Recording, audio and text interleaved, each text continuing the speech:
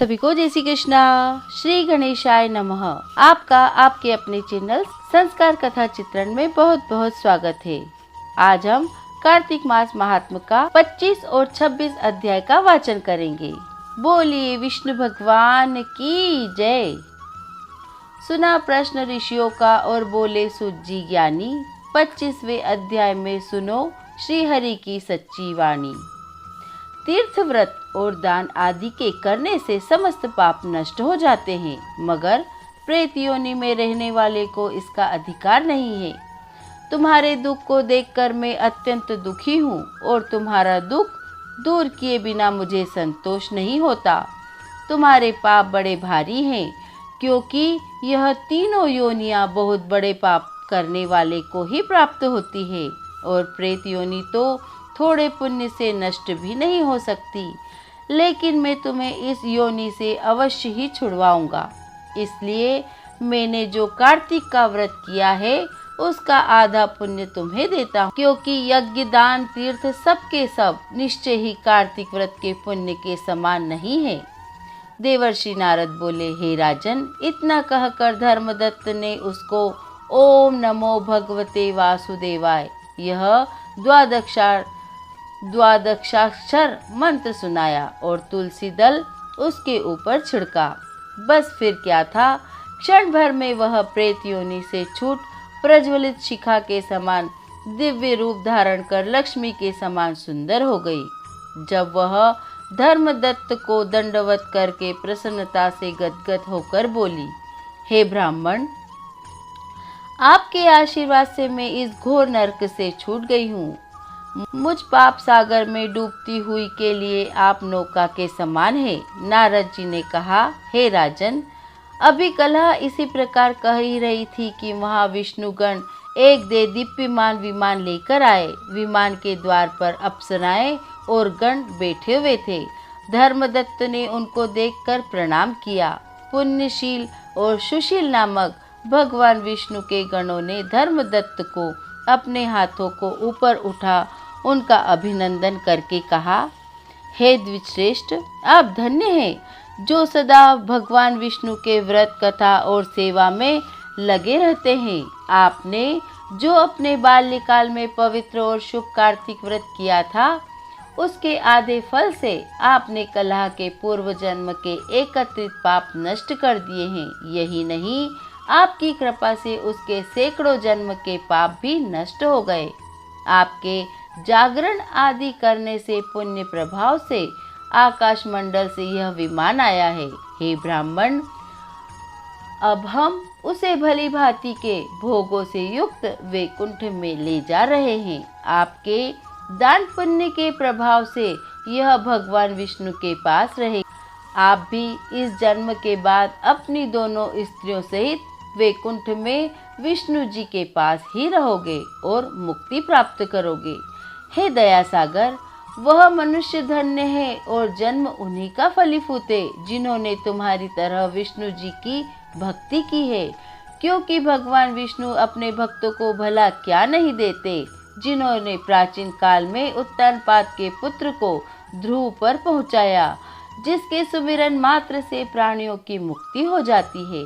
प्राचीन काल में विष्णु जी ने केवल अपने नाम के स्मरण से ही आप द्वारा पकड़े हुए हाथी को हस्ती योनि से मुक्त कर जय नाम देकर अपना पार्षद बना लिया। तुमने उसी विष्णु की सेवा की है, इसलिए तुम अपनी दोनों स्त्रियों सहित 1000 वर्ष तक भगवान विष्णु के पास निवास करोगे।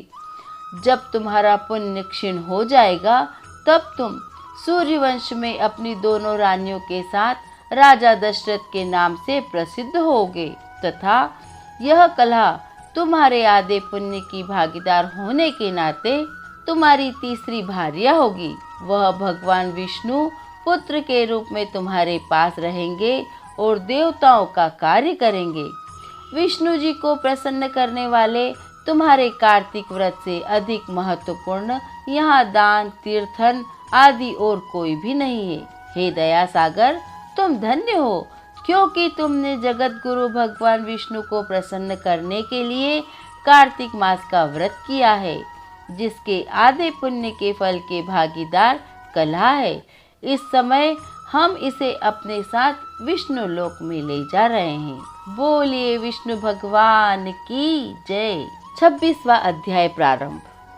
कार्तिक मास महात्म का 26वां अध्याय श्री विष्णु की कृपा से आज तुमको रहा बताए। देवगणों के ऐसे वचन सुनकर धर्मदत्त ने कहा, सब मनुष्य भगवान विष्णु की प्रसन्नता के लिए विधिवत यज्ञ, दान, व्रत, तीर्थ तथा तप आदि करते हैं, किंतु ऐसा कोई सरल उपाय बताओ जिसके करने से इन सब का फल प्राप्त हो। तब गणों ने कहा, हे द्विश्रेष्ठ, आपका प्रश्न बड़ा ही श्रेष्ठ है। हम आपको भगवान विष्णु को शीघ्र प्रसन्न करने का उपाय बतलाते हैं। हम इतिहास सहित प्राचीन वृतांत सुनाते हैं, सावधानी से सुनो।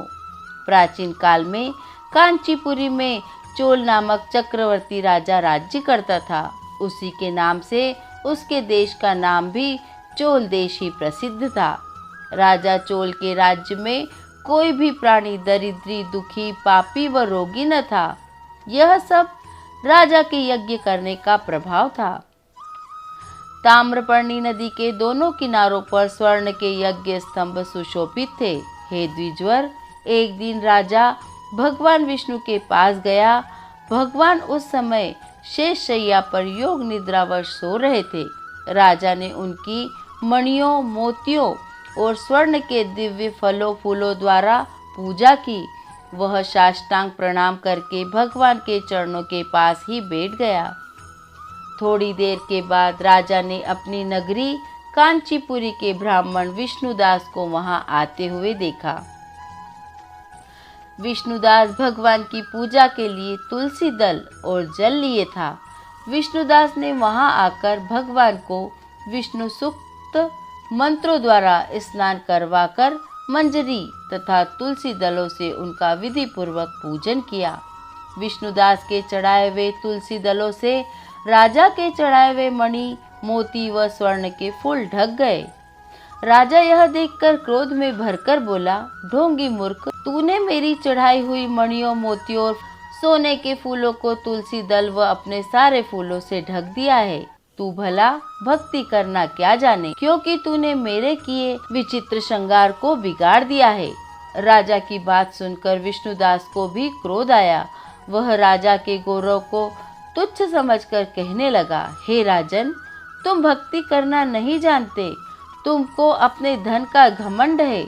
बताओ कि आज से पहले तुमने भगवान के कितने व्रत किए हैं? देवगण ने कहा। ब्राह्मण के ऐसे वचन सुनकर राजा ने घमंड से हंसकर कहा, हे विप्र, भगवान की भक्ति के अभिमान से यदि तू ऐसी बात कर रहा है तो मैं पूछता हूँ, तेरे जैसे भिखमंगे ब्राह्मण में भगवान की भक्ति ही कितनी है? क्योंकि तुमने आज तक भगवान की प्रसन्नता के लिए कुछ भी नहीं किया, न कोई मंदिर ही बनवाया। तुम भला इस प्रकार की भक्ति का जैसे कि तुम कर रहे हो क्या गर्व कर सकते हो? यहाँ जितने भी ब्राह्मण बैठे हैं मेरी बात को ध्यान पूर्वक सुने और देखें कि भगवान विष्णु के दर्शन मुझे होते हैं या कि तुझे। ऐसा कहकर राजा अपने महल में चला गया और वहां जाकर उसने अपने पुरोहित मुद्गल को आचार्य बनाकर विष्णु यज्ञ आरंभ किया। उसने उस यज्ञ में अनेक ऋषि महर्षियों को बुलाया, उनको बहुत सा अनाज और धन आदि दक्षिणा दी। उधर विष्णुदास भी अपने मंदिर में ही रहकर भगवान की प्रसन्नता के लिए व्रत करने लगा। उसने माघ तथा कार्तिक मास के व्रत किए, तुलसी के वन का पूजन किया और एकादशी को भगवान विष्णु के द्वादक्षर मंत्र का जाप किया।